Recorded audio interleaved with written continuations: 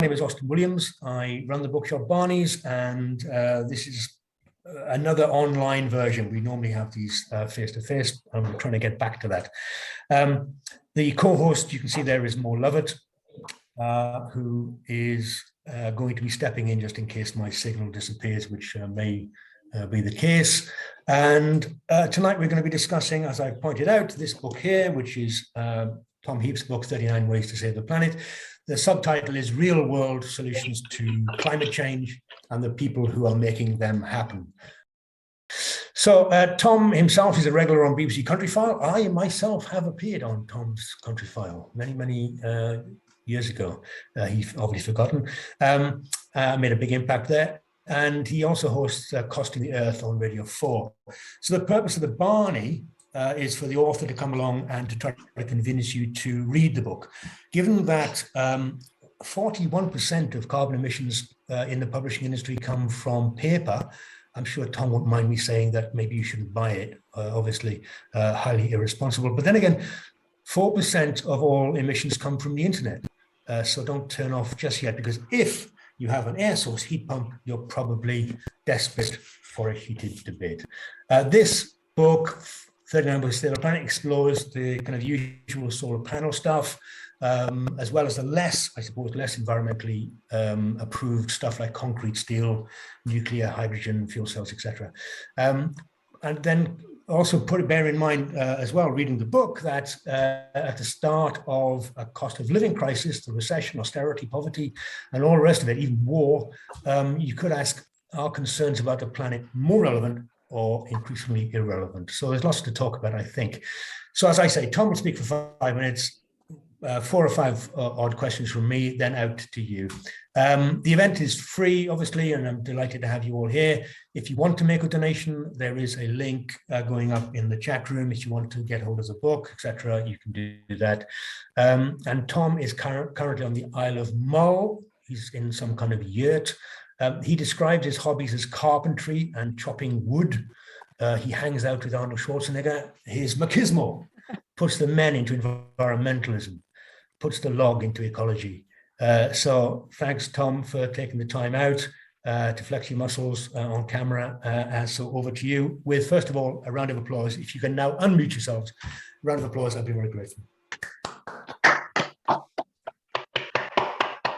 Okay, that's enough. Right, Tom, take it away. I shall unmute myself as well. Yes, please. Thank you very much indeed, Austin, for the introduction. And this is a half hour or whatever, half hour plus, where I hope to convince you that the world of climate change solutions is an incredibly exciting and important world. I wrote 39 Ways and came up with the idea for the radio series and podcast that it was spun off, because after reporting on environment and climate change for 20 years plus, I was totally convinced by the seriousness and urgency of climate change, but slightly dismayed by the fact that a lot of the ways that we were finding solutions to the problem, and we were cutting carbon and other greenhouse gases, weren't really being covered. The most obvious one in a UK sense is that the amount of carbon in every watt of electricity, and every time you switch the lights on, is under half now that it was say 12 or 15 years ago. So, you know, successes were being had. And I felt that this fact that these weren't so well known was journalistically flawed, because I'd rather tell the full story rather than just a partial story.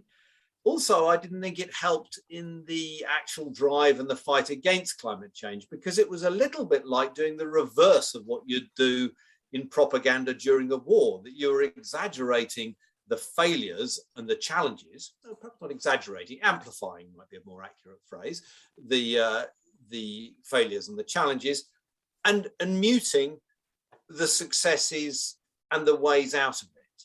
And I think that that's not only a partial picture, but it's also not one that really helps to inspire people to get on and join the solutions party. And we all know that if you're despairing about something, it's quite easy to move towards denial that the threat and the problem is there at all. And so that's the other reason why I felt it was a good idea to spread a bit of information about this thing. And the other thing is, these are just great stories. In my view, the fight against climate change is the greatest narrative and story that we now have. This is a story that will either end in fantastic human redemption, or quite possibly, in a long time, human destruction, or certainly diminution of our civilization. Perhaps destruction is too strong. And so this is a question of, are we going to do it or are we not? Are we going to redeem ourselves now or at the last minute, or are we not? And I think that's a fantastic narrative. And within that, you've got some extraordinary heroes who are coming up with solutions. And those heroes are not all technical. They're not all scientific. They're not all engineers. They are teachers. They are lawyers. They are economists. They are farmers. They are foresters. They are all of the above. And so this is not just a tech fest. There are things here about lifestyle, and there are things here about, as I say, economics and education and all the others. So I think there really is something in here for everybody. And Austin mentioned he said the slightly familiar things like solar or wind. There's a really critical point here, which I wanted to stress, is that when it comes to a series and indeed a book like this, I didn't just want to reach for things that were completely new and off the shelf, because actually some of the biggest bites out of our greenhouse gas emissions will be made by expanding things that are already happening.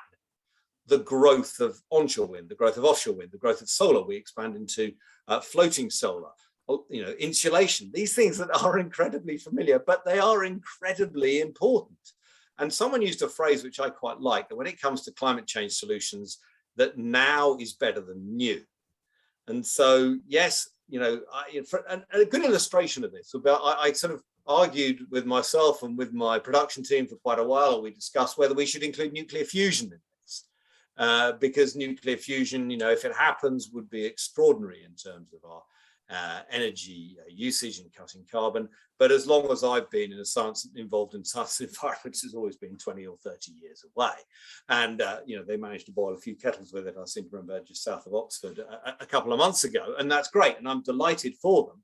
But it was that thing of so when it comes to the things that might initially sound familiar, I hope and believe that we found elements within that are new and interesting and persuasive, and ways of extending them, and we can talk about some of those if we want. But so that is a reason why some of the things may feel familiar, but I do feel that we've found unfamiliar angles within it. And my overall feeling is that these are 39 ways. It could have been 1,000, but these are 39 ways which I felt were interesting and important.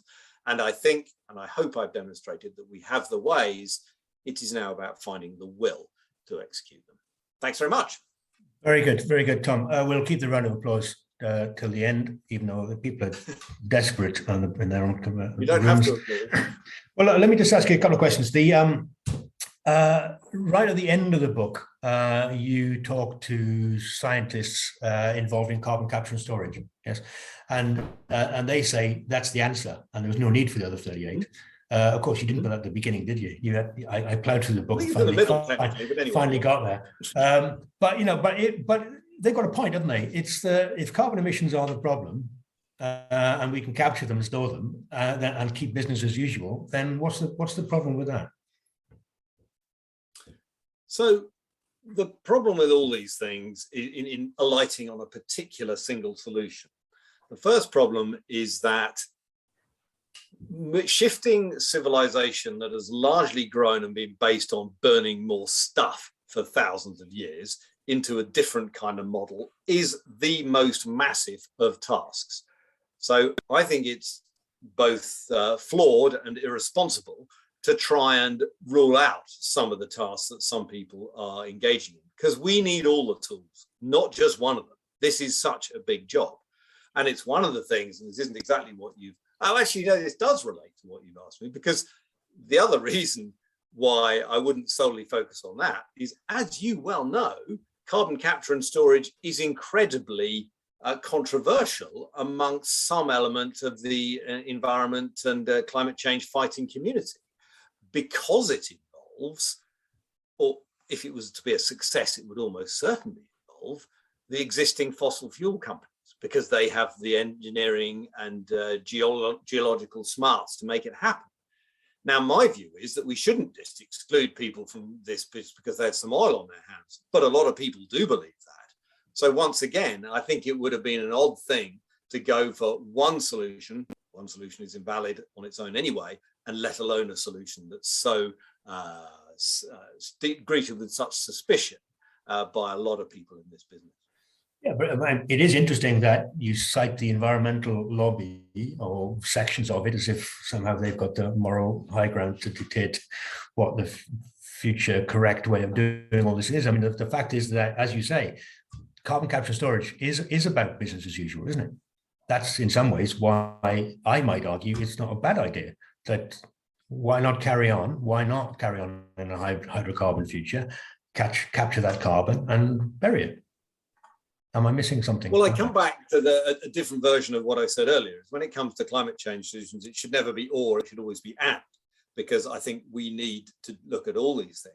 But you say it's not new. I mean, it's not new as a concept, because as I explain in my book, when it comes, we used to let our dirty water go away and then we got cholera. We used to let our rubbish and all our waste, just throw it outside the city walls, and then we got diseases out of that. So basically, carbon dioxide is the sewage of fossil fuels. We have a big sewage industry which treats it, and in my view, we should gradually build up a system that treats our carbon dioxide as well. One of the effects of that, of course, is it would make fossil fuels more expensive, quite slowly, if you follow the carbon, certainly in comparison to what's happened recently. But that would make the renewable options more attractive by comparison. That is a win-win in my book. Well, if you see carbon dioxide as sewage, it makes our breathing out slightly more interesting in O-level biology, doesn't it? But no, just in terms of like many solutions, as you say, not just one, it comes from our bodies. Well, there's a chapter on methane. We won't go there. But the fact that there's many solutions, right? I got a sense that every Tom, Dick, and Harry is actually coming up with their own inventions and solutions to save the planet. I mean, however arrogant or misplaced or admirable it might be. Well, I kind of do think it's a bad thing. I kind of think it's like environmentalism in some ways is a kind of labor-intensive economy practice rather than productive efficiency that might actually be a little bit more helpful in terms of the way that we spend money and the way that we actually invent and do things. So that idea, I mean, as an architect, I had many people 20 years ago reinventing prefabricated housing, and I probably got one new invention every week coming to my desk to look at, and he thought, why don't we just all get together and come up with the best one, and that would be fine.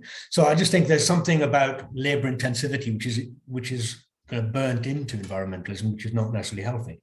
What do you think? Labor intensivity. It's an interesting. I hadn't looked at the labour intensive nature of some of the things. I mean, yeah, there is undoubtedly the case with some things. I mean, you could argue. Well, I've never actually done the metrics to know if there's more labour per megawatt in nuclear than there is in, or indeed, perhaps a better comparison would be coal than there is in nuclear. I simply don't know. That's not a metric I've applied to it.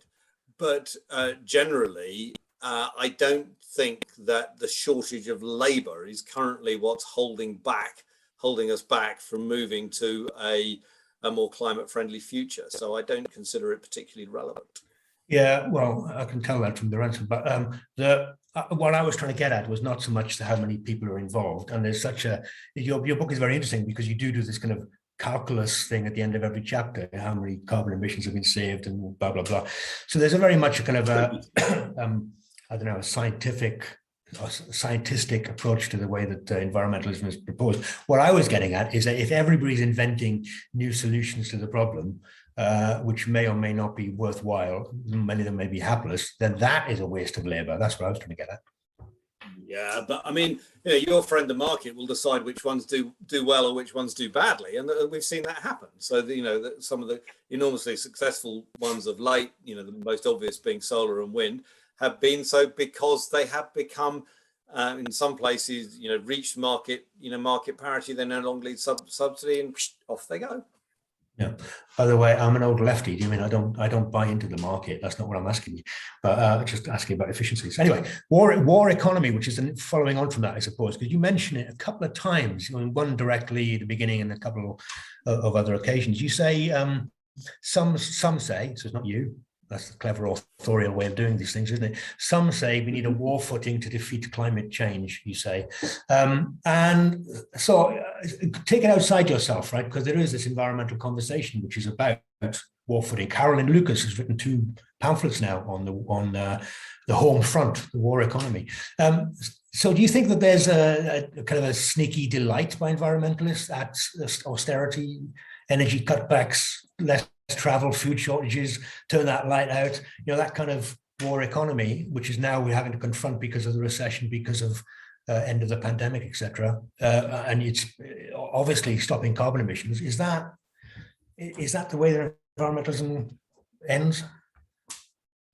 There is an element of environmentalism undoubtedly that likes to don the hair shirt and likes to embrace that side of sacrifice and denial. But I've always felt that if you put that in the shop window, you are not going to bring most of the people with you.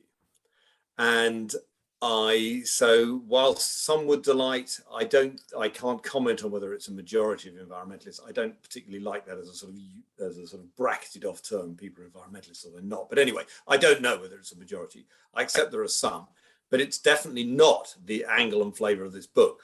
I would not have got Arnold Schwarzenegger involved in this book to write the foreword and indeed to be the 40th way in the program if I thought sacrifice and denial was the key to solving climate change. I think there might be some element of change of lifestyle and change of what we aspire to within it, but I'm definitely not putting that in the shop window. And I don't primarily think our lives will be diminished by reaching or by achieving the 1.5 or keeping our temperature rises under 1.5 degrees.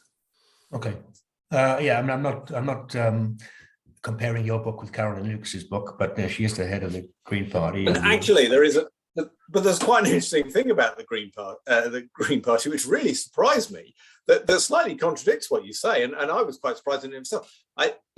Forgive me, this was the case certainly a few weeks ago. I've been on holiday, but their first reaction to the rise in fuel prices was that everybody should get a fuel subsidy. And that struck me as quite an intriguing point to debate, because most people are buying fossil fuels. So that is the Green Party advocating a government subsidy primarily for fossil fuels, which I thought was actually quite an interesting position to be in for them. So they actually didn't seem to be suggesting the kind of austerity and putting on jerseys so much as you suggest, as actually saying, no, they should all get a bit more money so they can keep the heating going. Yeah, no, I mean, obviously the Green Party as a party has got an awful lot of, even throughout your book, there's everybody who comments talks about we need to tariff this, we need to tax that, we need to have parity with it. So everybody's looking for some kind of, I don't know, payout or grant or whatever it might be to kind of keep this show on the road. I'm not quite buying that caricature of everything in the book at all. No, not everything in the book. No, fair enough. Fair enough, not everything, but a lot. I'd agree a bit more with regulation than subsidy and taxation. Actually, I'm more keen on things like building regs to make sure that they are built to to an energy efficient standard. Seem like a total no-brainer and a good role for government. Yeah, but they've been doing that for 65 years, so that's a good start. Yeah, but not well enough. Well, life goes on. We improve, as you said, efficiencies from the Roman times. Fortunately, we're living in a different era now, and it's a damn sight better. and it can improve. I agree with that. Let me just quickly come on to the issue of turbines. I picked this one. There's a million and one things in your book to pick on, or to talk about. But I thought it was kind of quite interesting because it kind of exemplifies him. It always has done that kind of contradictory nature between environmentalists who love it and conservationists who hate them. But I mean, I work in architecture, as I say, and if you're doing any work in a loft and you discover a bat, and you touch it, you can get 6 months imprisonment and an unlimited fine. Yes, but then your chapter was really interesting because you point out that wind turbines kill about 500,000 bats every year. Your example was America, but I did the calculations. It's about the same in the UK. And you graphically explain how they die, by the way. It was very nasty. But then, first of all, I didn't realize that they actually turn them off when they see flocks of bats or whatever the collective noun for a bat is. They actually turn turbines off, so it's very wasteful. But the technology in the book is based on monitoring these kind of bat flows, so you can be a bit more responsive and just slow the turbines down, so you can actually keep them going, keep generating energy. But that then will only kill 50,000 bats a year. Yeah, 90% saved, but 10% die. So there I am in my loft getting 6 months prison sentence for touching one of the buggers, and you're promoting a turbine industry that kills 50,000 of them. So I just wondered whether you think, in the grand scheme of things, wind turbines should be illegal, or more people should be sent to prison for using them. Wind turbines will be a key tool in halting climate change. I'm not sure that your loft conversion has the same validity. That is where I'd draw the difference. Greater good. Greater. Yeah. I mean, that whole chapter is about the trade-offs between conservation and low carbon energy. And also, a lot of people will tell you that climate change itself is incredibly bad for wildlife. Far from, I think everything in that chapter is an illustration how people are doing their best to respect wildlife, be it bats or raptors in America, which have very, very strong protection. And you can get in a serious trouble if your turbines clobber a bald eagle. But they do. But yes, okay. Yeah. Okay. Fair enough. It's always good to see the brutal side of environmentalists, rather than the cuddly side we always get to see on TV. In terms of old Arnold, he says in his introduction, every great movement, he's talking about the environmental movement, every great movement has enlisted the people, he says, civil rights movement, anti-apartheid movement, women's suffrage movement, and you can actually, funny enough, you can hear a lot of environmentalists regurgitating this kind of rhetoric when they go on TV. But apart from the fact it's a bit of a misrepresentation of history, one thing about contemporary environmental advocates that I've seen of late is that they actually have a contempt for enlisting the people. If you look at Extinction Rebellion, they actively say that you only need 3.5% of people to be active in order to make a difference. Groups like Insulate Britain are actively targeting people. So, this is not like Gandhi's fight for liberation, which Schwarzenegger says. This is very often an anti-democratic movement, don't you find? Well, first of all, I'd say Arnold is responsible for his own words in the foreword. I'm not, although I don't disagree hugely with some of the things he said. I think it needs to be a more widespread popular movement, and coming up with a narrative that genuinely makes it so, and coming up with a pitch that genuinely makes it so, I think is one of the key challenges of our time. Because I partly agree with you that at the moment, I think our concern about the environment is less widespread and less deep than a lot of people involved in it, including myself, might wish. And I think that is a problem. As to the actions of Insulate Britain and Extinction Rebellion, they can speak for themselves. Oh, blimey. I knew that BBC thing would kick in. Go on, what do you think? What do you want me to say? Well, no, I want your viewpoint. I want your viewpoint. Tell me what you think.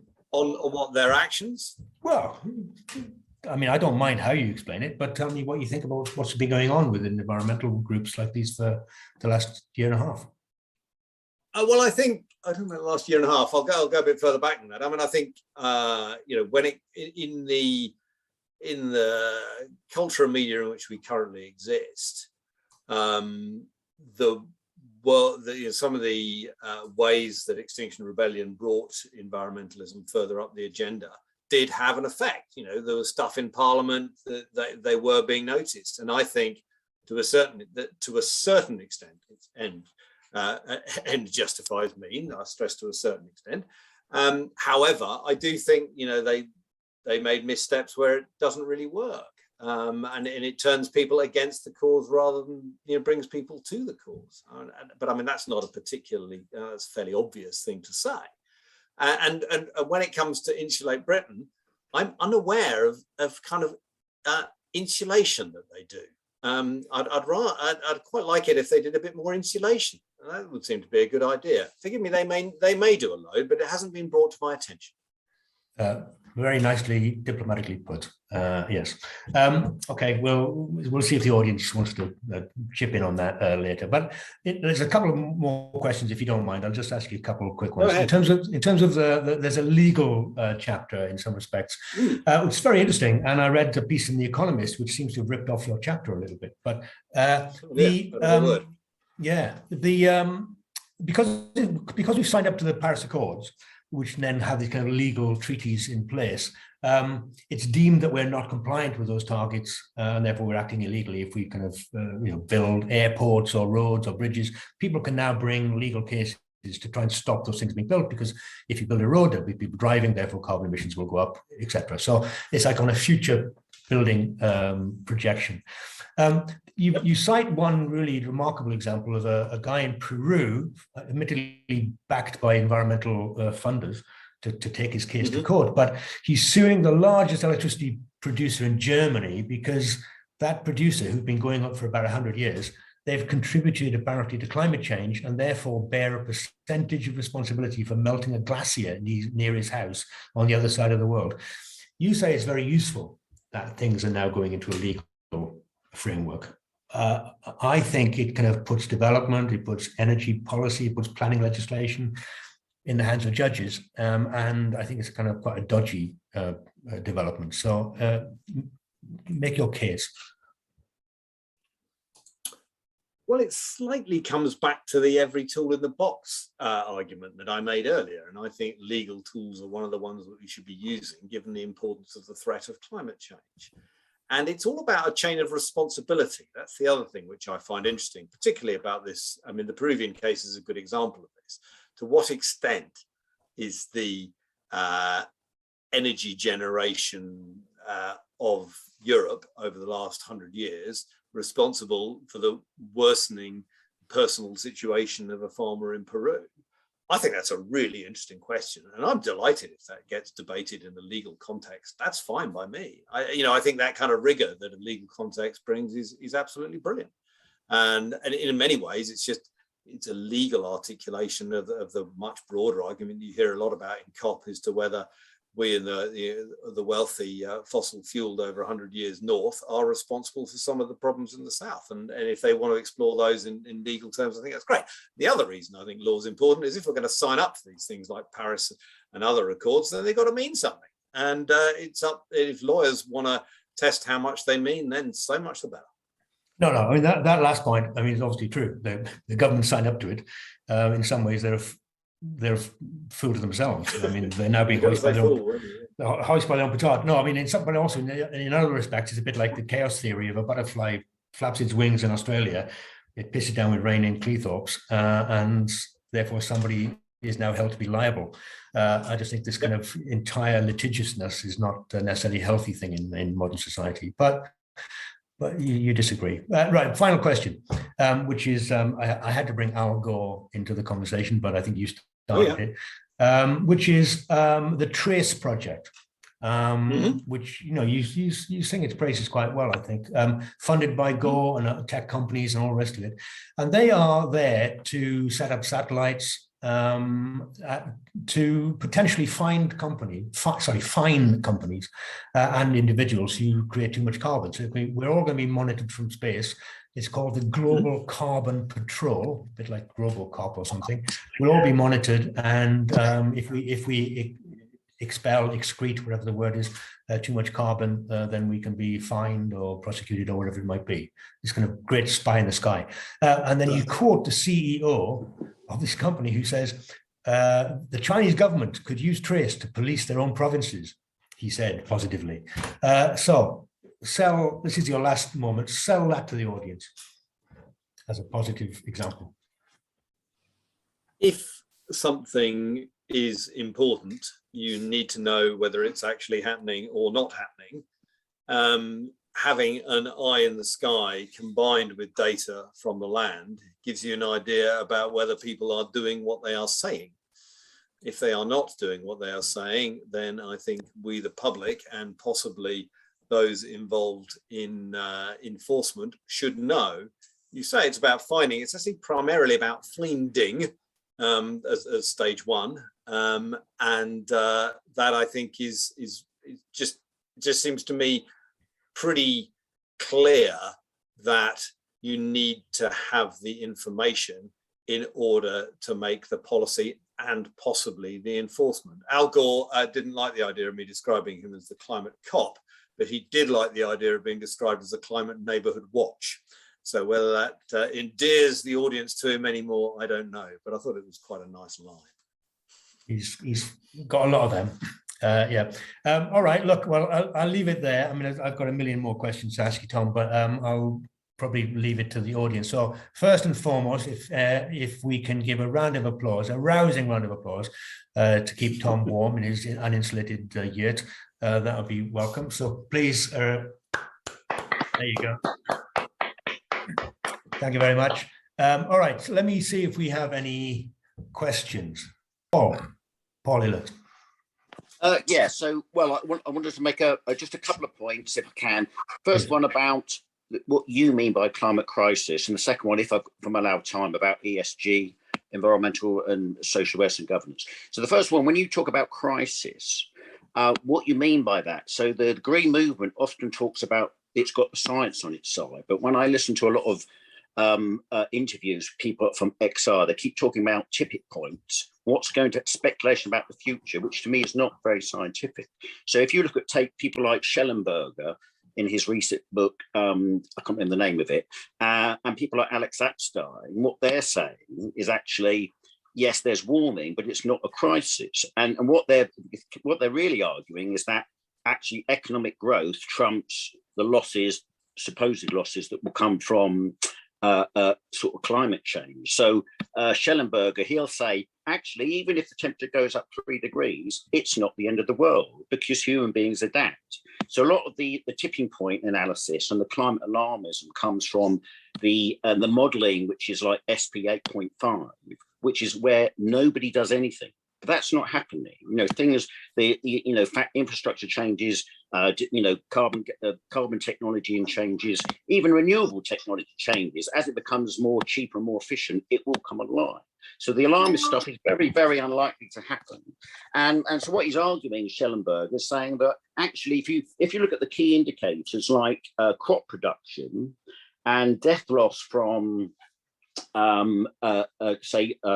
tornadoes and things like that, deaths have gone down, crop yields continue to grow. And that's happened over the last, say, 50 years, where we've had about 0.8 to 1 degree C of warming. So what is the crisis? And Alex Epstein will say that actually the key indicator, if you want to improve the quality of people's lives and have declining infant mortality rate, rising living standards, and people living longer, is actually cheap, abundant energy, so you get economic growth. And that outstrips any potential future damage that may come from rising CO2 levels. So I just wanted what you thought about that. And can I make another point? Sure. Yeah. So I may have forgotten the previous one if you make another one. Okay. All right. Okay. Yeah. Okay, Paul. I'll leave it there. Just that's enough. I'll leave it there. That's fine. No. Tom only has one pen at a time. Sorry. And I've left that in another Yeah, room, so good luck to me. Right, so I mean, on the this is basically economic growth will solve the problem of climate change. Frankly, I don't believe it. Would that it were true. I just don't think climate change. Let's move it outside the human sphere for a moment. Climate change affects things like ocean acidification, desertification, stuff like that. That cannot be solved by economic growth. So point one, in the natural world, I don't think it works in that sense. And also, although you sort of dismiss tipping points, I think there's a possibility of them happening. And why take the risk of something that cataclysmic happening? I mean, there's a little bit of what you say, of which I have some agreement with. As a matter of fact, when it comes to things like sea level rise, people often say that's a sort of massive existential crisis for the world. And I look at Holland and places like that and say, well, by having money and technology, they've actually managed to insulate themselves from sea level rise. So there are elements of this where I do agree that wealth and technology does afford an element of protection. I just don't think in the end it informs enough, and also enough of the world, because a lot of the population of the world is not getting that level of economic protection that you and I might enjoy from economic growth here. On the whole crisis question, that it's become the global warming crisis,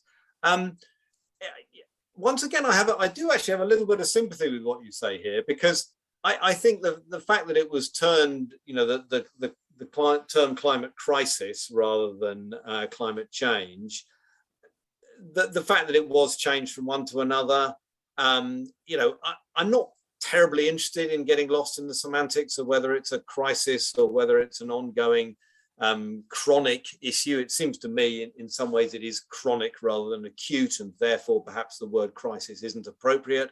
So yeah, was the word crisis partly a sales technique to bring it to people's attention and make people care a bit more? Yes, it was.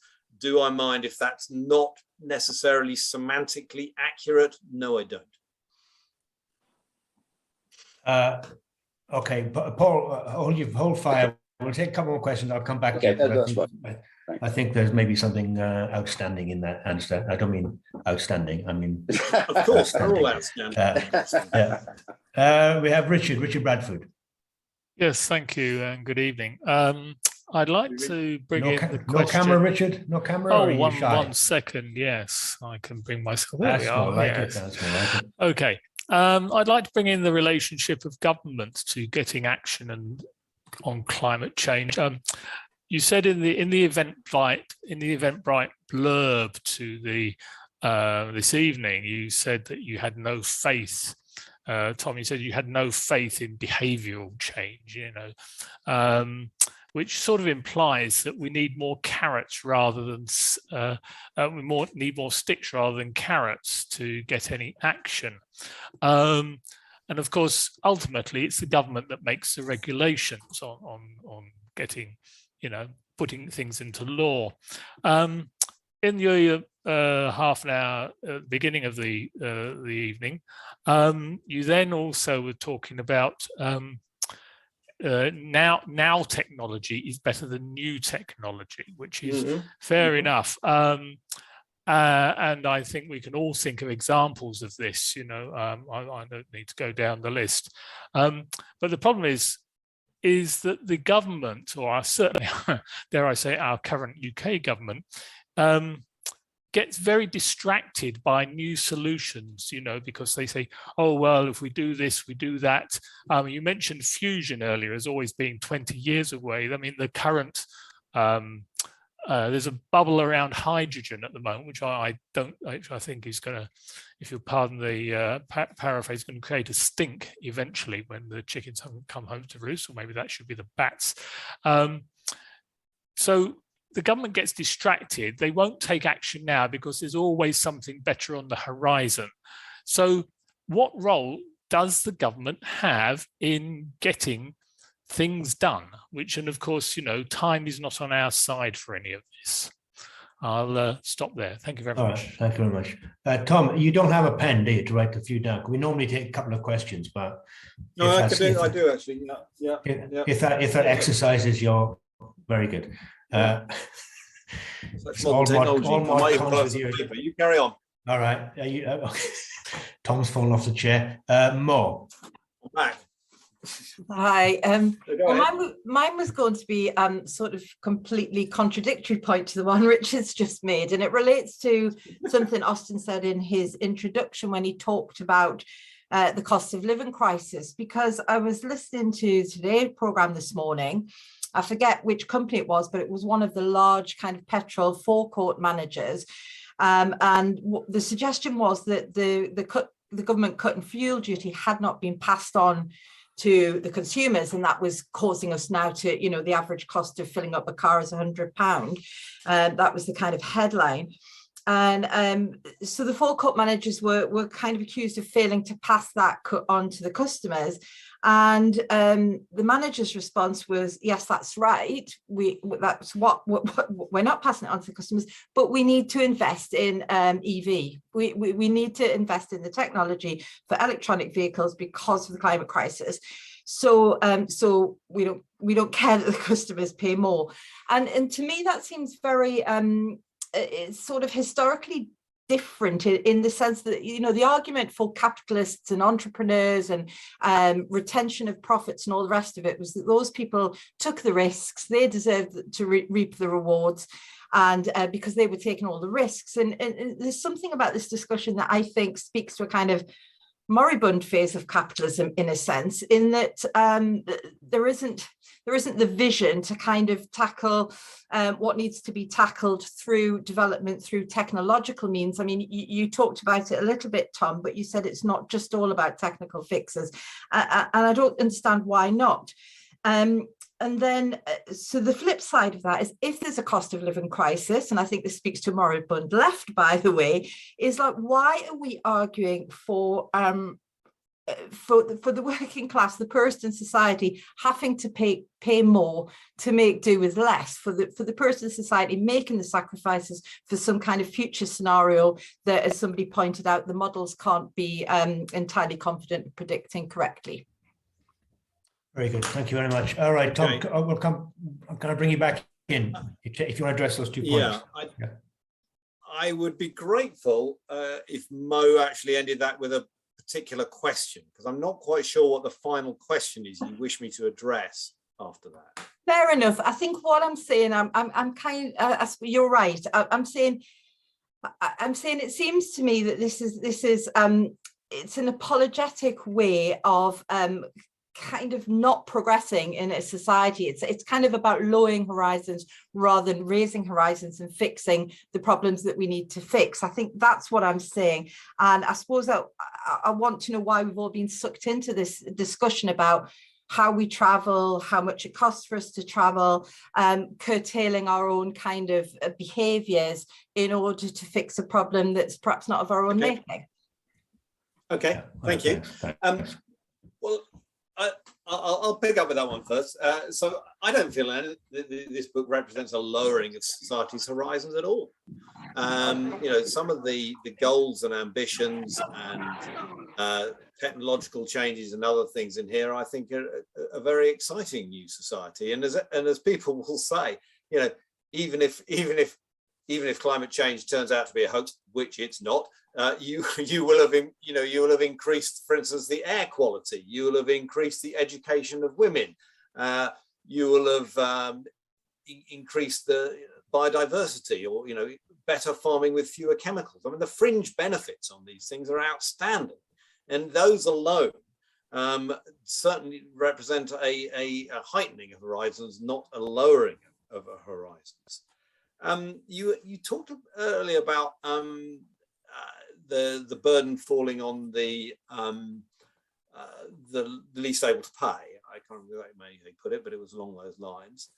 There's no doubt that this is an issue. This is a problem. I'm not gonna duck that. And I think the problem here, and I think this is a problem that politicians and others really need to grapple with, was that, in my view, we are not paying the true cost of, well, food and fuel. Fuel, of course, now has this sort of massively artificially created bubble as a result of the war in Ukraine. But basically, we're not paying the full cost, including the environmental damage of those key goods, these essentials for life. And until we can find a way of doing that, then I think it's going to be difficult to solve some of these problems. And then we need to find a way of doing that which doesn't penalise those who are least able to pay. Now, up to a point with fuel, we do reach these things with various social tariffs and things that enable those on lower incomes to pay. But I do think that that is a debate which I would like to see engaged in far more. As to the first question, I'll talk about a role for government. I mean, I mentioned earlier about regulation, and I do think that's a very, very important one. It's, make rules, enforce them and stick to them. Otherwise, the cowboys undercut those who are actually doing it well. And I think that's incredibly important. The other role for government is to incentivize. I mean, this is so obvious, it's kind of banal, is to incentivize actions which we think are in the public good. And you're seeing this happen in farming at the moment as money moves away from simple production subsidies in towards environmental public access subsidies. Once again, with the government's purse, that's what they decide to do.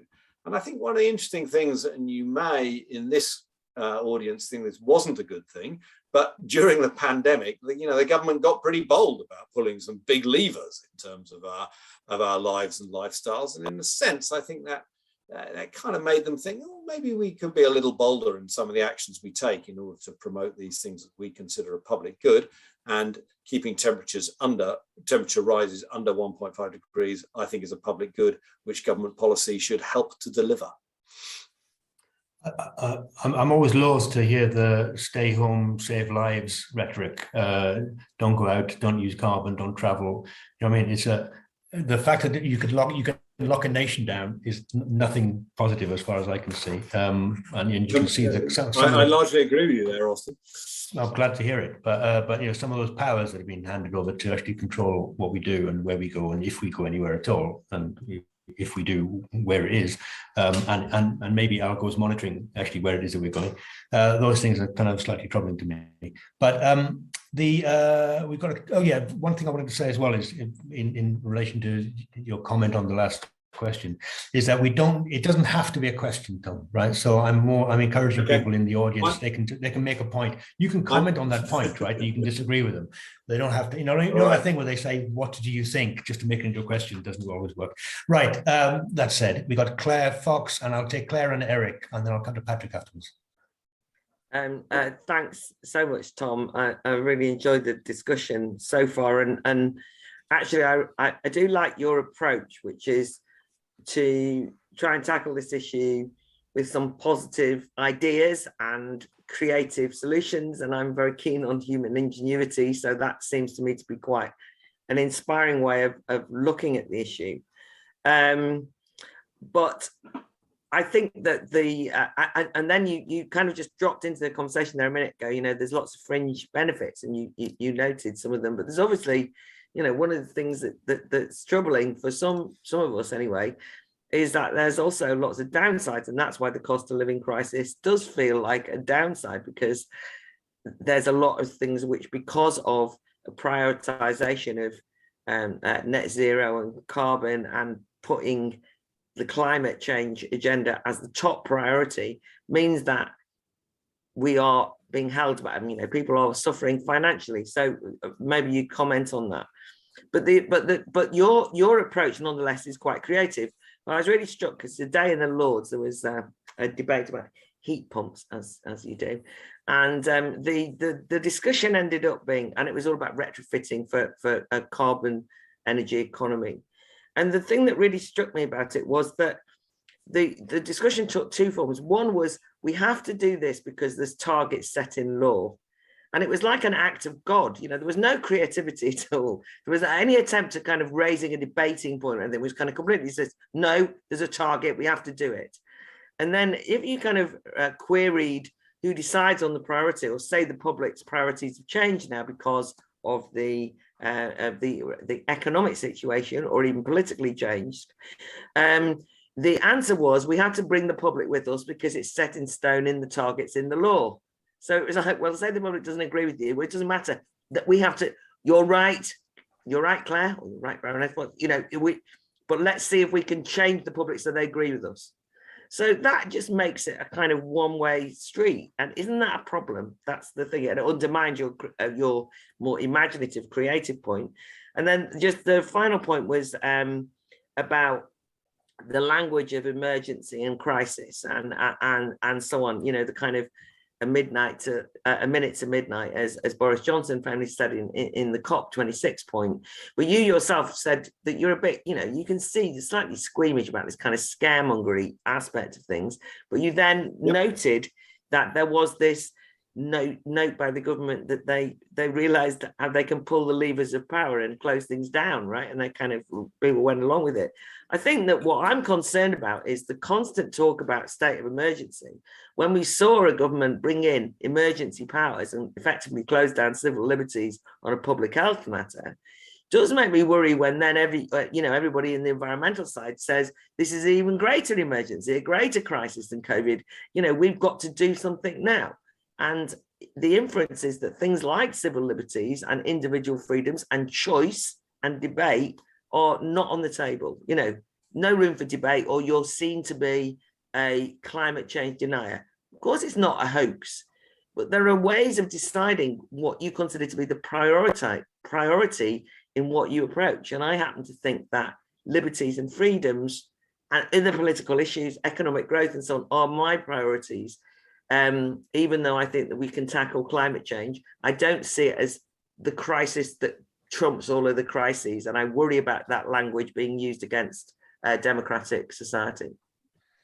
So since that had the length and breadth of many questions, I thought maybe I could bring Tom in to answer that one. I'll come back. Eric, just hold your fire. I apologize. That's all right.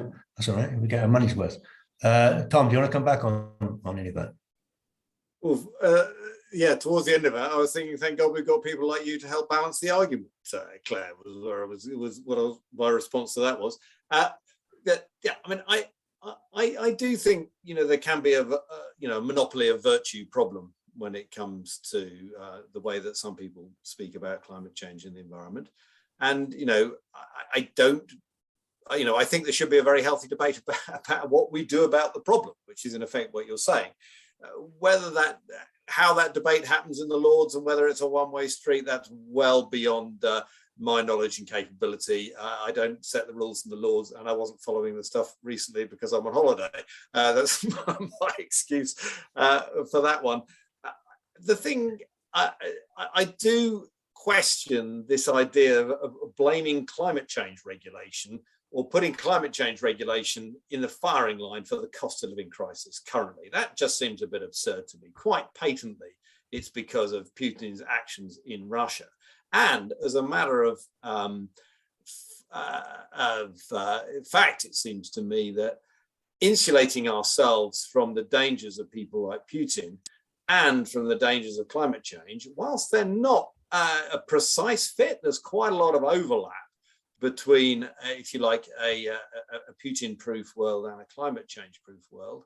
And, you know, as we know, in every crisis, everybody looks for something that can give them a leg up. No politician wastes a good crisis, as we know, and no environmentalist is going to waste a good crisis either. And if they can, as is happening, use this to expand the rollout of, you know, solar panels because they suddenly look very cheap in comparison to other forms of energy.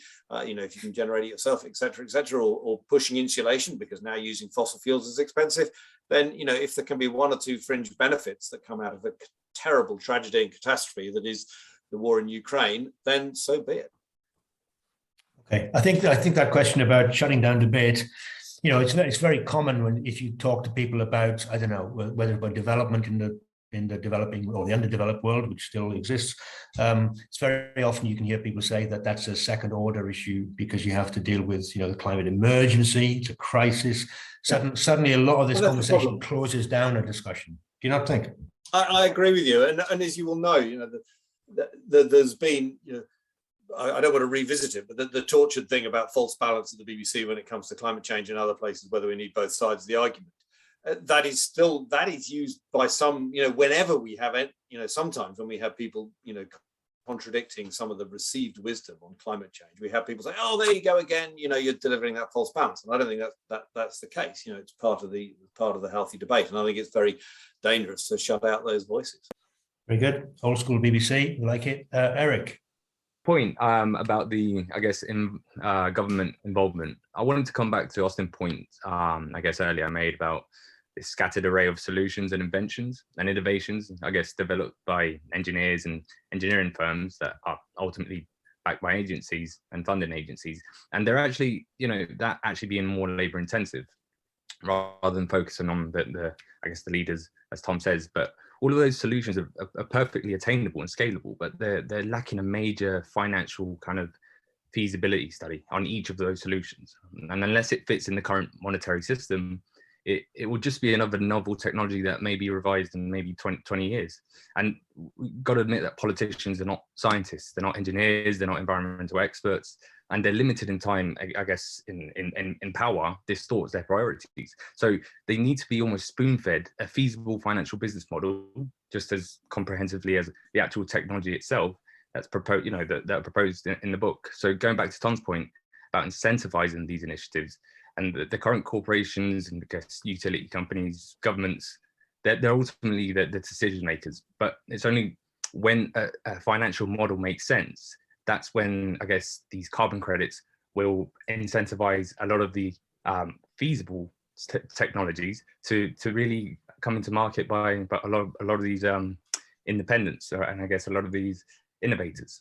So it really is about spoon feeding the scientific approach, but then the business model and the economic approach. It's extremely important. And engineers, not necessarily accountants or financial analysts, but I think it requires a synergy of both of those kind of professions in order to really, I guess, head a priority or an argument. Very good, Eric. Thank you very much. I'll take Patrick. Hold that thought, Tom, and I'll take Patrick, please. Yeah, I mean, I appreciate mentioning of carbon credits. I wanted to go there as well. But first of all, the pitch is, yes, I think we need to treasure more civil liberties, choice, individual choice. The debate, which isn't vilifying anybody, things Paul put forward, I also believe in. One of the positions I would make, degrowth is very, very dangerous. Economic growth must continue alongside with to afford any of that further. And I do feel that, for instance, Claire was also saying that these targets are highly limiting, and the legalization of this also disagrees. So I don't think targets are very helpful. I particularly don't think that state regulation is very helpful compared to other potentials of it. Just inherently, I would say, arbitrary limits or prohibitions. I think that in terms of mass housing, the energy prices themselves are sufficient incentive for insulating houses, and they're all insulated already. And instead, I think if you compare regulations with carbon cap and trade, there's much more efficiencies there, and that has been measured. But I believe a lot from within coming out of architecture in voluntary action. So in terms of, I don't know about all individual mass, house building, but all major developers and the corporates as their clients, they way overshoot any target voluntarily, and they're actually drawing in higher rents, green certified and LEED, and the higher certified, the more profitability and asset prices, as well as downstream rental prices you have. And now I see also all these corporations, including oil companies, making these zero carbon promises, meaning they will purchase these carbon credits and offset carbon sequestration projects of reforestation and so on. And I'm not, obviously, I'm an architect and I'm not his climate scientist or economist in the sense, so I can't quantify it. My intuition is that that's the better route than state regulation, and government intervention. And governments have not been very reliable with respect to the track record either. So to rely on this, I don't believe. So that would be my thing, entrepreneurship, human ingenuity, absolutely yes. And the right context for is, voluntary action debate, which can be proselytizing, but it should never be vilifying. That's my outlook. So the question is whether if you looked at carbon credit markets and whether you trust that they could play a quantitatively relevant role. Very good, very interesting. Thank you. Tom. The straight answer is, for this book, I didn't look a great deal at the carbon credit market. One of the things we discussed when I was first starting the book and the series was whether, once again, you just need one solution, and that's a decent carbon price, and everything else would follow after that. And it was kind of because of that it was sort of big but implausible, currently politically implausible, to put that in place, that we didn't sort of include a lot about carbon pricing or indeed carbon credits. I mean, carbon credits are turning out to be very relevant in sort of land use at the moment. And I am certainly not an economist. I'm a geographer by background and a journalist by foreground, and recently been involved in climate change. So some of your comments, I'm afraid, are not within my expertise. Just a word on degrowth. I mean, I find this is a really interesting bit of the debate for me, because it seems to me quite obvious that, GDP that measures growth, that values, an economy entirely based on timber would continue growing until it had cut down the last tree. That seems quite a salient criticism of where we could be going with a lot of exploitative economic activities at the moment that we need to be wary of. And also, there is a lot of growth and an economy to be had that doesn't involve exploitation in the same way, and it's moving towards yes, a circular economy is still an economy. Now, I just had a chair in the room over there repaired at the cost of £80. Now, I could have bought a new chair from IKEA for a similar quantity or less. I chose to get it repaired. That was still pumping money around the economy, and yet didn't require more trees to be cut down or more steel to be founded in order to create the artifact, but the economy still ticked over. So I don't necessarily think there's an absolute opposition between environmental economics and economic growth. And just also, you talked, about something you said about energy and the cost of energy and whether that's better than regulation. Until recently, the fact is that for the majority of people, energy was too cheap for them to actually bother to do anything about insulation. And so that's where regulation comes in, because the economics of it, because energy is underpriced and not taking in the full cost of its pollution, is the price is not high enough to encourage people to take the actions that are necessary in order to reduce the threat of climate change. That is where government regulation comes in. And I think that is an important and effective role for government regulation. Eric talked about dumb politicians, and we need to keep it simple. In many ways, I think you're right. With all these changes, it seems to me there is, what you need to find is the sweet spot between inventions that make something plausible, public opinion that makes something desirable, and political action that then follows. When you get those three together, things become fairly straightforward for politicians, and that's kind of where we need to go, I think, to keep it simple. Whether or not they've got a track record in keeping it in their sights. I agree with you. I'd rather they kept it more in their sights than they do. But so that's why I wouldn't solely rely on politicians. We need to rely on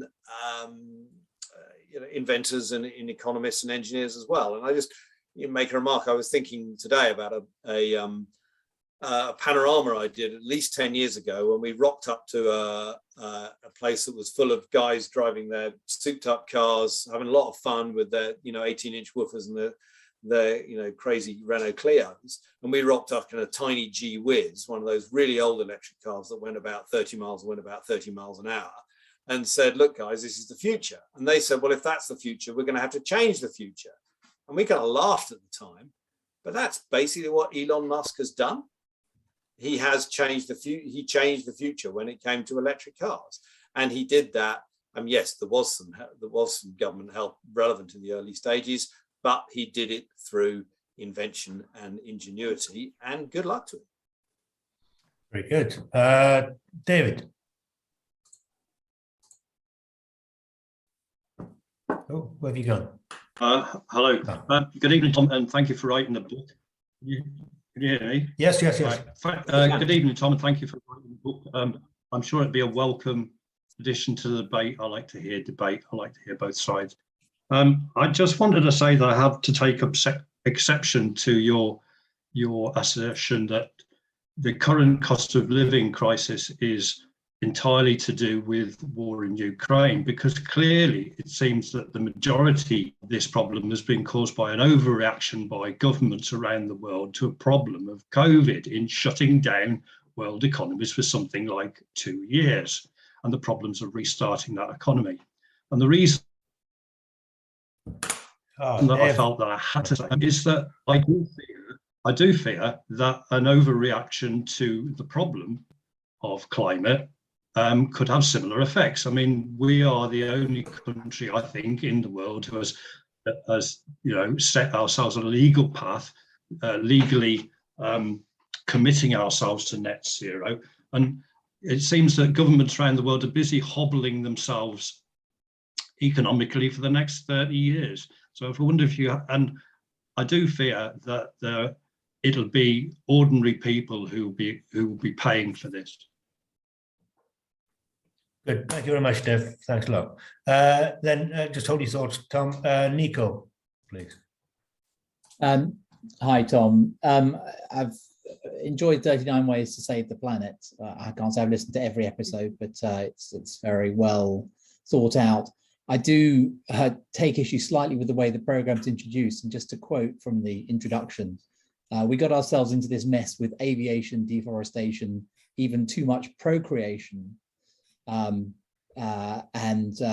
with tree felling, gas guzzling, and steel forging. Now, all those things I would say are some of humanity's greatest achievements, and life on Earth for humans, not the Earth. I don't really have a view about the Earth per se, would be unrecognizable without those things. Now, clearly everything has an externality, but I do wonder how you reflect on the use of that kind of language, which essentially at the one level damns human achievement, ingenuity, and so on. On the other hand, as Patrick Schumacher and yourself have discussed, invention and ingenuity are critical to any future that we have.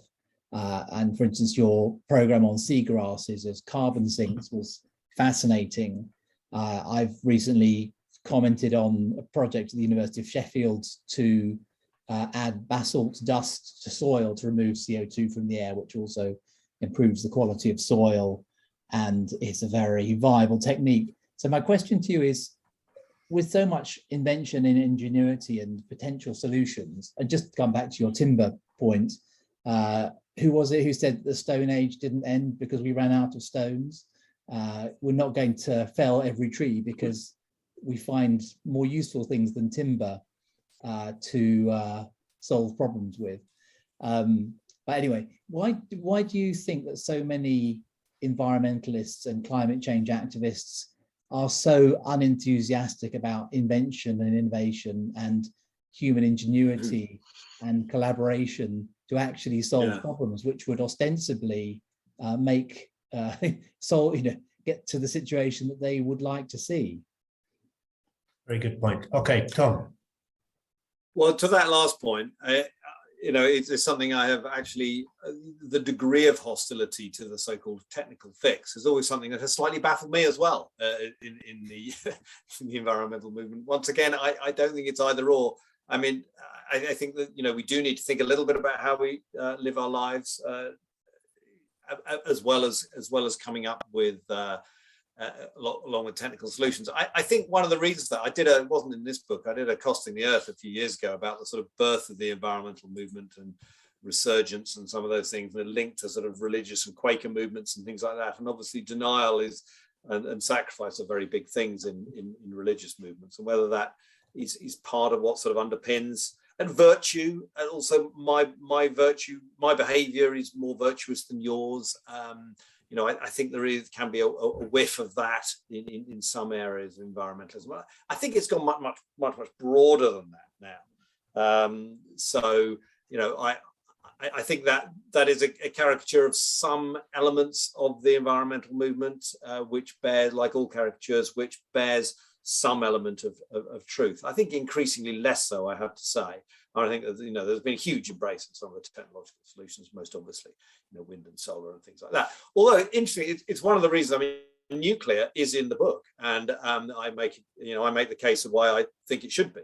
A particularly well-known environmental group ignored my series completely until the nuclear episode went out, and then took it as the chance to criticize that particular solution, suggested why hadn't I looked at a bunch of others, all of which I had looked at in previous episodes and I hadn't bothered to listen. And it made me think of the Eugene People's Front analogy in Life of Brian, that a lot of environmental organizations are too busy criticizing each other rather than concentrating on the real. You have to name the group, Tom, now you said that. I don't actually. You can ask me, but I won't. I do think that's a problem. You say we're not going to fell every last tree. Well, clearly that is true, but we're doing a pretty good job of getting close to it, and it's not entirely driven by using the wood. It's about using the food and land for agriculture more than anything else, which is a separate debate. But I do think we are doing a lot of that. You mentioned the soil and the basalt thing. That is in, I don't know if you knew, but that there is a chapter on that in the book, and there was an episode on it. But to your main point, which is that these things that I mentioned at the start have served society well, and clearly procreation has served society well, although the phrase there is too much procreation. And interestingly, those of us who are involved in environmental issues very often get accused of ignoring population as one of the problems, and I was very keen not to do that. But all those things that I mentioned, are part of the problem. And you're saying, well, that these have served us very well so far. That is true, but it is a bit like the man jumping out of the window saying, so far, so good. Sometime we're going to hit the ground. And that's the question. Can we find a way of, finding another way of this analogy is breaking down, but you know what I mean? Finding another way of moving without hitting the ground. I have to say, Thomas Malthus to you, Tom. I'm sure Malthus features the good Reverend in the book, but he doesn't actually. No, he doesn't get a mention. I know entirely what we're talking about, but just he doesn't. But it seems to me the world has a finite amount of carbon emissions or greenhouse gas emissions it can take before we hit a dangerous point. It seems to me mathematically obvious that the more of us there are around, the smaller amount we have per person, we are able per person to emit, and therefore the harder it is to reach that target. So I think considering population as irrelevant is bankrupt as an idea. Okay. Now then, sorry, the other one was David, who talked about COVID, and he talked about whether there was a danger of whether we were overreacting to climate change. I would love to see political overreaction to climate change. That's the sort of thing I dream of. I think we're vastly seeing underreaction to the threat of climate change. Not necessarily here in the UK. I'd like to see more, but I accept that we are doing, more than a lot of other countries. I think we're seeing vast underreaction in a lot of the big and growing economies, principally India and China. Although particularly with China, you can paint China both ways. It's doing a lot as well as not doing enough. As to the COVID point about whether this cost of living crisis has been caused by COVID, although the foundation was laid by COVID, and then Ukraine has kind of built on that. Slightly beyond my expertise, that one. So I'm not really going to go there too much. Oh, there was another thing about. Forgive me, I can't now remember which one of you raised it. That said it was going to cost the economy an awful lot to develop in a climate-friendly kind of way. Most of the studies I've seen on this, both nationally and internationally, say it will cost between 1% and 2% of GDP to keep global temperatures under 1.5 degrees of warming. Now, to me, a penny or two in the pound to save the world seems like a bit of a banging deal. Banging deal. Good God. Yeah. It's your granddad dancing at a party, isn't it? But right, I've got a question in, which is in the chat room by Eric. I don't know if Eric, you're still there and you actually want to ask this yourself. I'll count to three, and I'll ask it. So it says 30% of Tesla's quarterly profits come from carbon credits. A feasible financial model is critical for any mass adoption of carbon sequestration innovations. It's a point raised. And the carbon credits conversation is very interesting, isn't it? Because very often, I mean, like the green pound, all these things in the past, you're indulging the markets, since you accused me of doing it earlier on. It's that idea that in some ways, many developing world countries are suffering under the fiscal regime of carbon credits. They are in some ways not allowed to develop in the way of developing industry, et cetera, because they have to preserve the forests to allow the West to continue business as usual. I'm parodying it, but you get the iniquitous drift that I'm trying to point out. The Brazil Bolsonaro argument, yeah. Well, no, far from it. I think Bolsonaro is actually doing quite a bit of development internally. But I'm talking about just more generally, whether it's Malawi or whatever you want to call it, right? There's a lot of countries that are being asked not to develop in order, in some ways, to be paid not to develop in order that maybe we can. And there seems to be a fairly colonialist kind of agenda there. Again, I'm over-egging the pudding here, but you get the gist. What are your thoughts on that? Well, I think there is a danger. I think you're right to put your finger on a danger of a slightly colonialist attitude of we've got this, so you can't. But I mean, that's why there's all this argument about transferring of funds to less developed, to poorer nations, in order to if you like, compensate for some of the things they're not able to do. On the other hand, it is widely said, I have to confess I haven't studied this personally myself, that it is the poor in the world who will suffer from climate change. So there is a certain amount of enlightened self-interest in these countries doing it. I don't think it's all cost for them. I think there is some benefit, considerable benefit actually, as there is for all of us in addressing climate change. One of the points you made earlier about carbon credits, and this is again it's in a similar world. It's kind of how we fund this stuff, how we get the money. I am actually not. I'm quite in.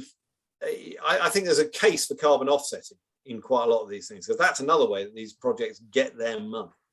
We talk about the biochar example, so that's making a kind of charcoal that you bury underground, and it helps to keep some of the carbon of plant material locked up for thousands of years. The company that's doing that in California, it's really had liftoff because it's been recognized for carbon credits. So therefore, companies, I don't know whether it is Tesla, but like Tesla, are spending money on things like that. And that seems to me a good way of funding these things. In the end, would it be better if the carbon wasn't emitted by the company in the first place? Yes, it would. But as a stepping stone, I think carbon offsetting has a value. Okay, Eric's reappeared, even though I've just read his question. But Eric, you got a supplementary.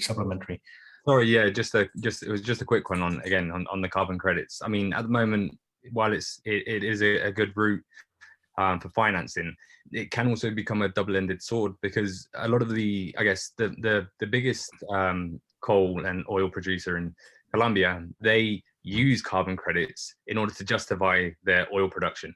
So a lot of these huge corporations that have massive carbon footprints, they're taking advantage of buying carbon credits just to justify, I guess, their unsustainable business models. So that can actually incentivize more fossil fuel kind of production, which has become even a major flaw in a lot of the major airlines, which are also buying carbon credits just to justify their fuel consumption. So I think, yeah, it can become a danger. Very good point. Yeah, can I just come in on that? I mean, you're absolutely right. This is the key question within the carbon offsetting world. But my feeling is that those coal mining companies in Colombia, and indeed those those airlines, would be doing that anyway.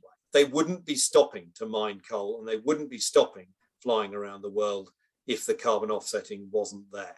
So I actually don't really think it's giving them license to operate. I think they'd be doing it anyway. And if they're planting a few trees or getting a bit of seagrass into the seabed as a result, then that's better than not. But I accept that this is, I mean, we know it's the medieval indulgence argument. It's a tricky one, no doubt about it. Yeah, we're back to that old philosophical lesser evil, greater benefit argument. Final question, I guess, since there's no more hands up at the moment. There's one here on the chat which asks you, what confidence do you have that 45-degree reduction in greenhouse gas emissions will happen by 2030 as required by Ipcc? I'm so sorry. Sorry. Give me that one more time. Keep pedaling, Tom. Keep pedaling. What confidence do you have that the 45-degree reduction in greenhouse gas emissions will happen by 2030 as required by Ipcc? 45-degree? 45%, I beg your pardon. Sorry, my misreading. 40%. Okay. Sorry.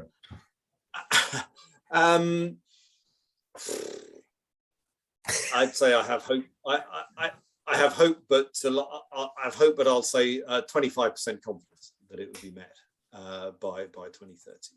If you want me to put a figure on it, but I don't think there's any harm in, despite what someone said earlier about target-driven things. I think targets are fantastically good at concentrating the mind. The UK government target for zero solely fossil fuel vehicles to be sold after 2030 is a major driver towards encouraging electric cars. I think that's great. So I think targets are targets. It's not necessarily the biggest crisis in the world if they're not met. I'd love it if there was a 45% cut. I think it's unlikely, but I don't think it's impossible at all. And as a matter of fact, I do think overall the consequences of the war in Ukraine will be to make it more likely, not less. Yeah, always look on the bright side, Tom. I think I think ultimately, I have a downer on target culture, as I would put it, and very often we're being led by a very bureaucratic response to these things. I speak from architecture's point of view, where you can't move for targets and percentages and goodness knows what, and in some ways the aesthetics gets pushed to the very end of the conversation. As long as you hit your carbon targets, you're doing well. Anyway, look, Tom, that is the end of it. You can go back and you can stop pedaling on your internet now. The energy's been used up. So look, I would simply want to say at the very end, some great examples in here. We only touched on a few of them. I really do urge you to get a copy of the book, regardless of the carbon emissions that will take to get it to your door. I particularly liked in this kind of the examples of solving poverty, which was one of them. There's rice crops that can be grown in dry conditions, so that farmers have less hard work, which again is much more focused on the individual and on humanity rather than just on nature. The genetically modifying cows to breed out those that emit less methane, very interesting. Hydrogen fuel cells, all that kind of stuff. There's lots of really kind of positive examples in there. Several of the examples, solar PVs used in developing world, exploited lithium mines, batteries, there's all kinds of problematic topics that maybe we could have talked about. Lots of progressives in this country are oblivious to the downsides and seem to be promoting them. But in some ways, for environmentalism, one of the hard parts for me is that, solving working conditions, civil liberties, these kind of things are things to be dealt with after we've saved the planet. I prefer the other way around myself. But anyways, great facts, great solutions, great technologies in the book, well worth the read. 39 Ways to Save the Planet by Tom Heap. See what you think of technological solutions and real world problems. Thank you very much indeed, Tom. Round of applause if you would. My comment is simply to say thank you very much. I had a great time.